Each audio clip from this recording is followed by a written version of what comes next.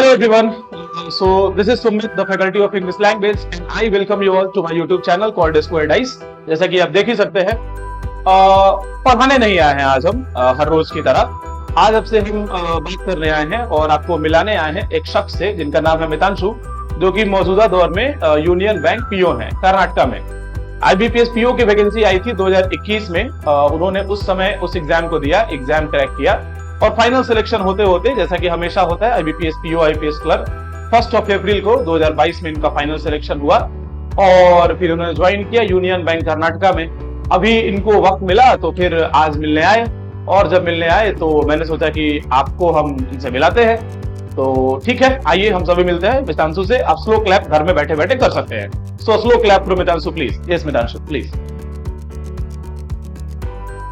Thank you very much, sir. So hello everyone, नमस्ते। My name is मितांशु राज और मैं अभी यूनियन बैंक ऑफ इंडिया में एज अ असिस्टेंट मैनेजर सर्व कर रहा हूँ।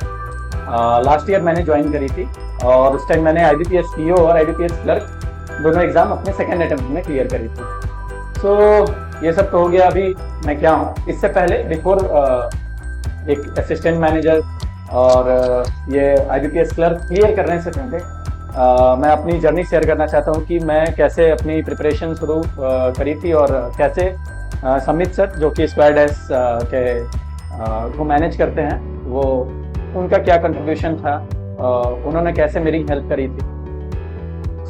मैंने अपनी ग्रेजुएशन 2019 में कंप्लीट की। उससे पहले मैं थोड़ा बहुत प्रिपरेशन करता था, SSC मैथ्स वगैरह, बट आफ्टर ग्रेजुएशन मैं क्लियर हुआ कि no, I should go for bank, क्योंकि बहुत सारे फैक्टर्स होते हैं।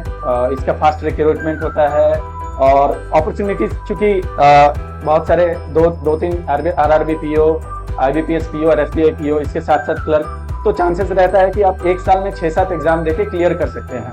ठीक है, तो आफ्टर ग्रेजुएशन मैंने सोचा कि मुझे एक ऑफलाइन क्लास ज्वाइन कर लेनी चाहिए। तो क्योंकि जो पहले थोड़ी बहुत प्रिपरेशन थी, तो मैंने सोचा कि पहले एक टेस्ट सीरीज ले लेता हूँ। जहाँ मुझे प्रॉब्लम आएगी, अगर लगेगा कि मुझे क्लास ज्वाइन करनी चाहिए तो मैं करूँगा, वरना ऐसे ही सही रहेगी। तो मैंने टेस्ट सीरीज ज्वाइन कर ली थी। वहाँ टेस्ट सीरीज का कंटेंट तो काफ़ी बहुत बढ़िया था, बट जो वहाँ पे बाकी जो स्टूडेंट्स जो थे मेरे साथ जो प्रिपेयर करते थे, उन्होंने बताया कि एक इंग्लिश का भी स्पेशल टेस्ट सीरीज चलता है, स्पेशल टेस्ट सीरीज समथिंग ऐसा था, और जो फुल लेंथ टेस्ट का जो प्राइस था उससे कम था, और आई थिंक उसमें से 60 to 70% वो स्पेशल टेस्ट सीरीज ज्वाइन किए थे और उनका मार्क्स लिटरली जो 9-10 मार्क्स आते थे उससे बढ़ के 16, 17, 18, 20 यहाँ तक भी आता था।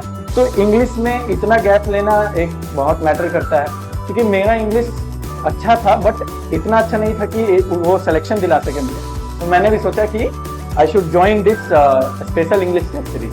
तो मैंने ज्वाइन करा। उस टाइम मेरे कुछ 18-20 नंबर आते थे। तो वहाँ से मेरे को कंटेंट वगैरह का पता लगा कि नहीं, the content is very exam के टुवर्ड्स ओरिएंटेड एंड और उसमें एक और चीज़ अच्छा ये था कि डेली डिस्कशंस भी हो जाता था लास्ट डे का, और हम लोग टेस्ट सीरीज भी देते थे। और ऑफलाइन टेस्ट सीरीज देने का ये फायदा होता था कि सामने कंपटीशन आपके बैठे रहते थे। इसके अलावा उसी दिन डिस्कशन भी हो जाता था लास्ट डे का।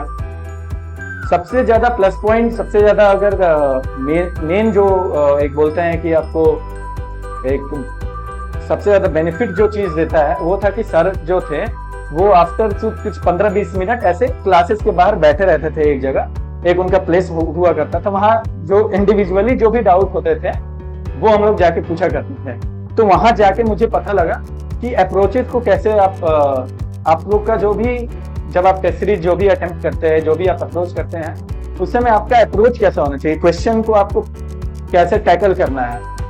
और उस टेस्ट सीरीज में भी जो डिस्कशन होते थे, तो उसमें कुछ ऐसे रूल्स आते थे जो कि यूजुअली एग्जाम में रिपीटेटिव होते हैं। वो रूल्स मैं लिख लिया करता था।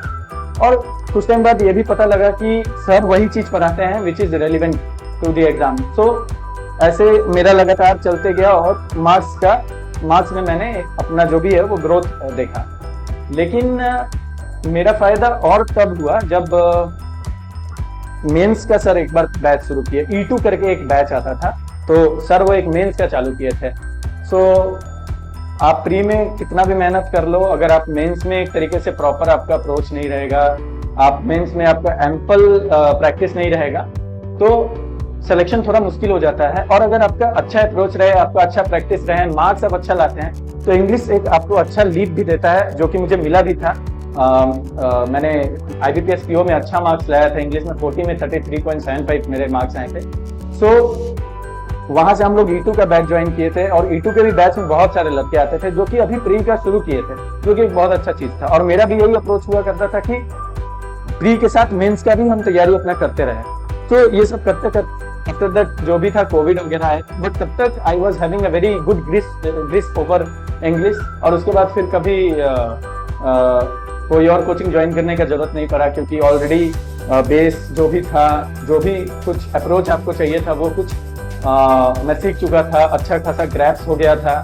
तो उसके बाद जब कोविड के बाद मैं घर पे ही तैयारी किया था, उसके बाद थोड़े दिनों के लिए मैं पटना आया, तब तक ऑनलाइन टेस्ट सीरीज वगैरह से अच्छा खासा बेनिफिट मिल गया। तो उस वजह से फिर ज्वाइन करना नहीं पड़ा, और जस्ट अप्रैल के स्टार्टिंग में ही मैंने IBPS PO और IBPS क्लर्क दोनों क्लियर करा। और इसमें नो डाउट इंग्लिश का बहुत ज़्यादा एक इम्पॉर्टेंट रोल था, क्योंकि 40 आउट ऑफ 40 मार्क्स में 33.75 लाना, it's a very good thing. वही मेरे को कट ऑफ से भी बहुत ज़्यादा लीड दिया। सो जब भी सर बुलाते हैं, I am always there for him, क्योंकि वो बहुत तरीके से हेल्प किए हैं। Money is not the main factor while you are preparing. बहुत सारे चीज़ें होते हैं, इमोशनल सपोर्ट देना, गाइडेंस देना कि आप ऐसे कर सकते हो, अगर कोई चीज़ का, अगर आपके पास फॉर्म भरने का पैसा नहीं है या जो भी है, तो I am always there for you. If you are not able to book a ticket to go to other state for appearing in the examination, I am always there for you. तो ये सब चीजें भी बहुत matter करती हैं। आपको लगता है कि yes, if any financial problem came, then sir is always there to support you. So that is why I am very thankful, and whenever sir calls me, or in future also whenever he will call me, I'll always be there for him.